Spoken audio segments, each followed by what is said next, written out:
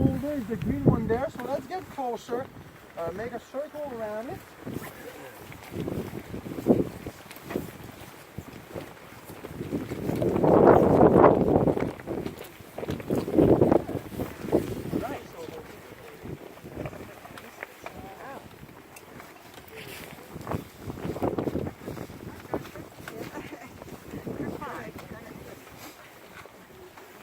Okay, so look at that, everybody. Make sure you're close enough to have a good look of the structure and the patterns on this rock.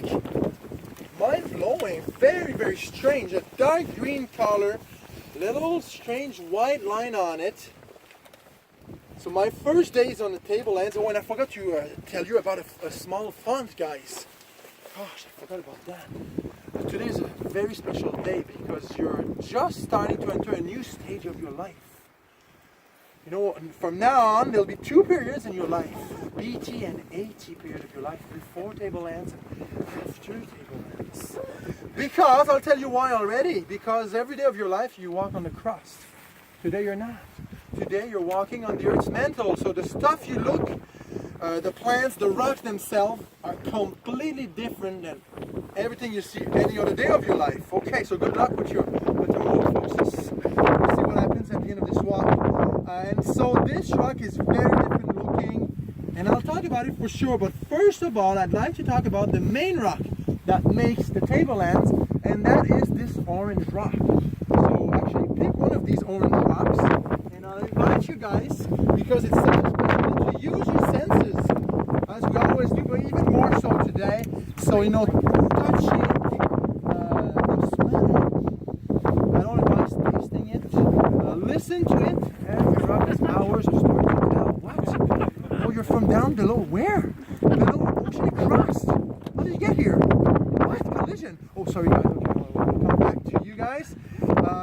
So, what do you feel? What do you see? Observations.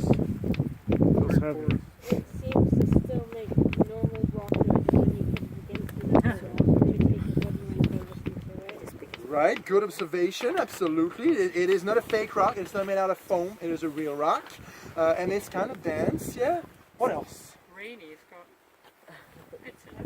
Well, yeah, it's not the same everywhere, look. You see the lines, the little fractures, and you see even places where it's kind of more shiny, and it's not the same color. Definitely orange, but you have kind of darker patches too. The bottom of mine seems like cut in half. Yeah, well, we're getting close to it. Whoa. So what we're holding in our hands, you know, is a solid version of the magma of the Earth's mantle. It's pretty special. And yeah, it's an igneous rock. And it's not a rock that is the happiest here, because it's a rock that is not in its natural habitat. It's never here. It should not be here. It should be below the crust, but here it is. And it's not happy.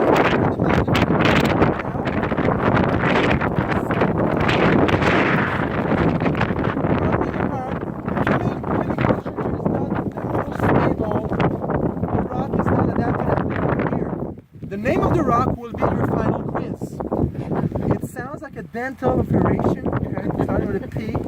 And over the years, I decided to come with a very strong visual learners, and I came down and decided to print it out nice and cool. So the name of the rock is peridotite, okay?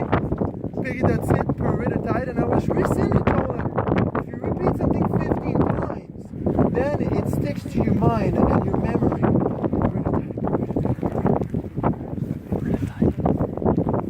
I'll be checking out your short-term memory very, very soon. Okay, so peridotite is actually not orange. It's not. I'll use one of my magical rocks here to see if that would work this morning. This one, for example. Okay, we'll do the little formula together. Repeat it with me, after me actually. Gondwana. So Gondwana. Laurentia. Continental collision. 500 million years ago. You were pretty good. And yes. And I'm going to ask these two volunteers, just pick some of the freshly broken rock. You got your foot on that one? pick that one up, and that one right there, absolutely. Now, let's just, you guys show that around. Just mind your footing, but look at this, and actually, as you start looking now, you'll see that any piece of that orange rock, which I forgot the name. What was the rock name? What was it? Peridotite. See, it worked. That's perfect. So, all piece of peridotite freshly broken is not orange. It's a dark black, almost green. Yep, that's a good idea. Look at this. And today, as you walk, pay attention. You'll see plenty of rocks broken. The rock is a dark green, almost black. So the orange is only a thin, superficial layer. What's happening here? Exactly. You guys already said it. So peridotite is a rock that is extremely rich in heavy metals, mostly iron and magnesium, which is the main minerals from the Earth's mantle, but also very high density of zinc, copper, chromium, cobalt, nickel, very, very high densities, 10 to 100 times more than rocks from the crust, which actually explains us why there's not much vegetation on the tablelands. There's tons of water. It's a very moist mountain. There's a lot of seeds, lots of water, but these rocks are too toxic for most plants to be able to grow. So in a couple of stops, we'll go out and explore a bit more about the flora. Okay, that's the story of the orange rock, which name was? Right on. Now let's talk about the other rock, the one that has this pattern. So when you look at this strange white pattern on a green layer, you see it's also superficial. Most of the peridotite is still under it. When you look at the pattern, what does it remind you of? What does it look like?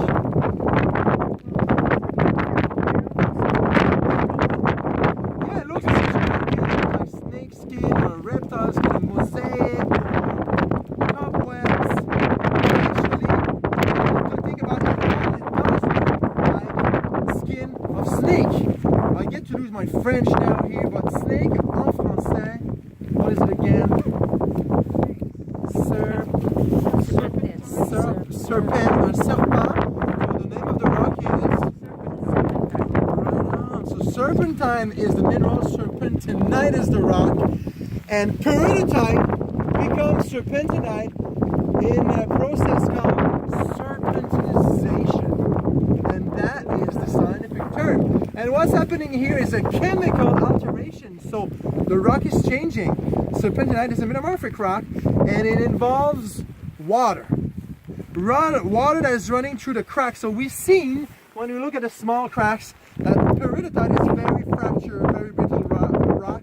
Likewise with the mountain, there's tons of fracture, there's a lot of water running, and as water runs through the crack, there's more olivine, which is also olivine is one of the main minerals in peridotite that gets to create a very thin layer, and then in the crack is a magnesium-rich deposition called brucite, and it's a rock that is in the same family than other rocks, green rocks like asbestos of soapstone, rocks that we call ultra-mafic rocks. Mafic, magnesium, and fer, which is iron, so rocks from the lower crust, upper mantle.